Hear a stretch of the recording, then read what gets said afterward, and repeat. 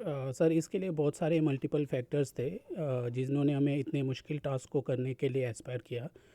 इसमें पहला तो जो माननीय प्रधानमंत्री जी ने जो स्वच्छ भारत अभियान इनिशिएटिव लिया है, उससे हमें बहुत ज़्यादा इंस्पिरेशन मिला इस टाइप के मुश्किल काम को करने के लिए। उसके अलावा जो मकालू और अन्नपूर्णा है, इस इन दोनों पीक का एक सीक्रेट स्टेटस है। वहाँ के लोकल्स इनकी पूजा करते हैं और ये हमारा दायित्व था कि जो लोकल्स इन पर्वतों की पूजा करते हैं वहाँ पे कोई भी इस टाइप का जो नॉन बायोडिग्रेडेबल वेस्ट है उसको वापस लेके आए। उसके अलावा ग्लेशियर्स को बचाने के लिए भी, जैसा कि आपको मालूम है कि आईटीबीपी हमेशा तत्पर रही है और ग्लेशियर्स बहुत जल्दी से बहुत तेज़ी से मेल्ट हो रहे हैं और जो कि हमारे देश की पानी की ज़रूरतों को पूरा करने के लिए बहुत ज़रूरत है, बहुत महत्वपूर्ण है। इसलिए हमने वहाँ से ये निर्णय लिया कि हम जो भी नॉन बायोडिग्रेडेबल चीज़ें हैं उनको वापस लेके आए ताकि हम ग्लेशियर्स को अपने भविष्य की पीढ़ी के लिए सुरक्षित रख सकें। और 150 किलो का जो वेट था सर, आप लेकर के नीचे के आए, तो क्या इक्विपमेंट आपने, टेक्निक यूज़ की, क्या इक्विपमेंट आपने यूज़ किया, किस तरीके से आप लेकर के आए? सर ये हमारे ओरिजिनल प्लानिंग का ही पार्ट था। ऐसा नहीं था कि हमने वहाँ माउंटेन में जाके ये डिसाइड किया कि हमने वहाँ से नॉन बायोडिग्रेडेबल वेस्ट को नीचे लेके आना है। हमने इसके लिए इनिशियली प्लान किया था। हम इसके लिए जो गार्बेज कलेक्शन बैग्स यहीं से लेके गए थे। इसके अलावा हमने डिसेंडिंग के लिए कैराबिनर्स, डिसेंडर, एसेंडर, रोप, पुली, आइस आइस ट्यूबलर सब कुछ हमारे पास अवेलेबल था। और क्योंकि वहाँ पे टेम्परेचर बहुत कम था, इस वजह से जो वेस्ट बायोडिग्रेडेबल वेस्ट था वो आइस और बर्फ़ के नीचे ढका हुआ था। उसको निकालने के लिए हमने आइस एक्स के माध्यम से उनको हमने बाहर निकाला।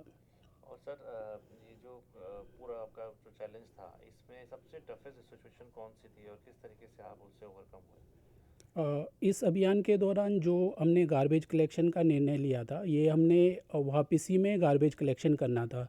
क्योंकि हम 3-4 दिन लगातार क्लाइंब करके नीचे वापस आए थे और हाई एल्टीट्यूड में हमारी जो वर्किंग एफिशिएंसी है वो बहुत कम हो जाती है। और ऐसे में हमारे पास ऑलरेडी 15 से 20 किलो का वेट ऑलरेडी हम और जो हमारे गाइड शेरपा थे वो लेके आ रहे थे।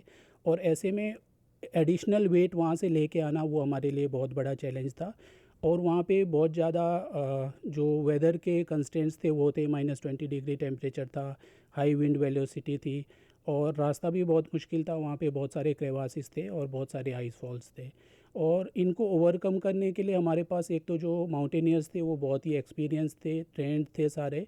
और हमारे पास special mountaineering clothing and equipments थे जिसकी मदद से हमने इन चैलेंजेस को इजीली ओवरकम किया। सर, यूनिफॉर्म जो फोर्स है ये ऐसे जो एफर्ट कर रही है स्वच्छ भारत को लेकर के, तो आम जनता में आपको क्या लगता है किस प्रकार से इंप्रेशन आएगा अपनी जो डेली लाइफ है उसमें, वो स्वच्छ भारत का किस प्रकार से यूज़ कर सकते हैं? मुझे लगता है कि यूनिफॉर्म फोर्सेस द्वारा जो इस टाइप के कार्य किए जाते हैं, ख़ास करके ये जो हमारा एफ़र्ट था ये बहुत ही हाई एल्टीट्यूड में बहुत मुश्किल परिस्थितियों में किया गया एक अभियान था।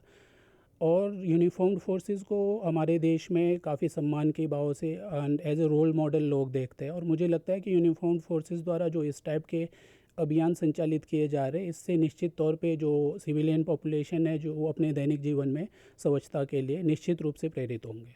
और सर, प्रधानमंत्री जी द्वारा सराहना करने पर आपने क्लीनिंग जो आपने किया है, उस पे जो सराहना की है प्रधानमंत्री जी ने, उसको आप किस प्रकार से मोटिवेट होते हैं? माननीय प्रधानमंत्री श्री नरेंद्र मोदी जी ने अपनी 122वें मन की बात एडिशन में जो हमारे इस अभियान की सराहना की, इससे हम सारे टीम के सदस्य जिन्होंने इस अभियान के दौरान इस स्वच्छता अभियान में भाग लिया था वो सारे अपने आप को गौरवान्वित महसूस कर रहे हैं।